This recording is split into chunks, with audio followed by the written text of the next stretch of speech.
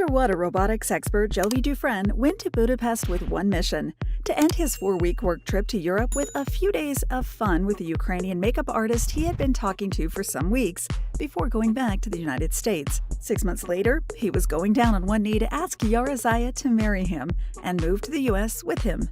Today, years later, has their relationship beaten the odds and weathered cultural differences, unmet expectations, and a growing family? Or are Jovi and Yara headed down the path of inevitable divorce that has claimed several couples from 90 Day Fiancé?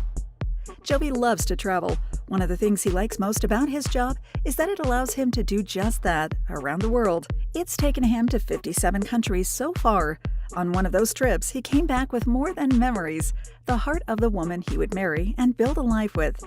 It all started with a travel app. When he travels for work, Jovi has a lot of downtime since he works for 4 weeks and then gets 4 weeks off. Tired of exploring foreign countries alone, he downloaded a travel app to meet women in the countries he would be traveling to. He met Yara through the app. Her ethereal beauty, which Jovi described as head-turning, attracted him to the profile of the Ukrainian makeup artist who was living in Kiev at the time. However, it took more than her beauty to move the conversation along to their mutual decision to meet in person. As they got to know each other, Jovi discovered that they had a lot in common. They both loved the water, enjoyed scuba diving, and traveling. Most importantly, according to Jovi, Yara did not expect him to pay for her plane ticket to meet him. The couple met in person for the first time in Budapest, 3 months after they started talking on the travel app. Jovi had just worked nonstop for 4 weeks and was hoping to blow off some steam. He was elated when Yara agreed to fly out to see him, but wasn't prepared for any commitment since, as viewers would learn later, he takes a laid-back and non-committal approach to life. What started out as a night of fun in Hungary turned into months of traveling together while contemplating a life together. 4 months into their whirlwind romance, Jovi took Yara to Cuba, fell on one knee on a beach, and put a ring on her finger. His decision to propose was sped up by the obvious unplanned pregnancy, but the love and chemistry between the two was undeniable. Sadly, Yara had a miscarriage, but their shared loss only strengthened their relationship. They decided to see their engagement through and let the viewers of 90 Day Fiancé into their bubble by sharing their journey in the show. The couple's story was featured in the show's 7th season. Fans watched as the couple organized Yara's papers, supported each other through the loss of their unborn baby, and planned her travel to the U.S. When she arrived in the country, Yara moved into Joey's apartment in New Orleans. Like most couples in the show, Yara and Jovi had their share of arguments when they first started living together. Their problems started the moment she stepped onto U.S. soil, when a drunk Jovi went to pick her up with a drink in his hand. Yara was concerned that her future husband was an alcoholic and, of course, worried about what his behavior meant for her and their life together. When they arrived in the warehouse district, Yara disapproved of the apartment and Jovi's taste, referring to the place as a swamp. She eventually adapted as she and Jovi learned each other's routines and settled into a comfortable life together. However, trouble brewed again when his family and friends expressed some concerns that the Ukrainian beauty was using him only for residence and eventually citizenship in the country. Fortunately, Jovi and Yara worked through their problems and made it to the finish line when they tied the knot at a wedding chapel in Vegas before the expiry of her K-1 visa. Sadly, while Jovi's side of the chapel was filled with his friends and family, Yara's side was unoccupied since her family and friends in Ukraine couldn't travel to the United States for her big day. The reason behind the couple's rushed wedding was more exciting than speeding up Yara's visa situation. The couple was expecting their rainbow baby. Mylah Angelina Dufren came into the world on the 3rd of September 2020, completing the family, at least according to Yara, who is reluctant to have yet another child.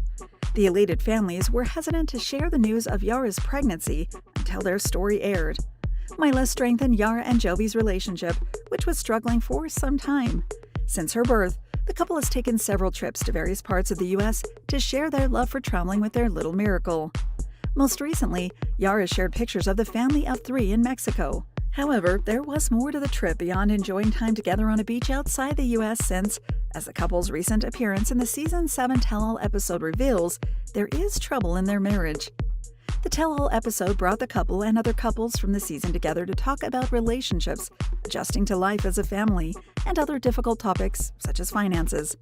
When prompted to talk about parenting, Yara accused Jovi of partying excessively and going to strip clubs while she raised Mylah, although fans noted that she had accompanied him to a strip club shortly after giving birth to their daughter. The mother of one further implied that Jovi would sulk around the house and complain that he never gets to see his friends since they became parents, prompting her to say that she's okay with him going out with his friends, sometimes to trips outside the country, to avoid stifling him and making him unhappy. In response, Jovi shocked fans by revealing that Mylah is the only reason the couple is still together. Yara, who was as shocked as the viewers were by this statement, accused Jovi of leaving her with their daughter to go to Africa while she recovered from cosmetic surgery.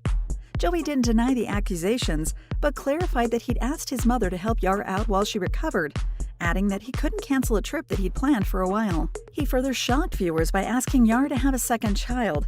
She was adamant that she wasn't ready, adding that she does most of the child care while working on her businesses, and accusing Jovi of wanting to have another child without intending to contribute to its care.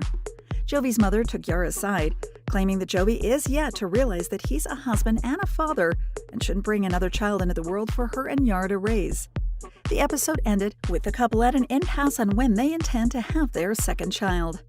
Beyond Jovi's parting and expanding their family, the couple is at a loggerheads over finances and investments.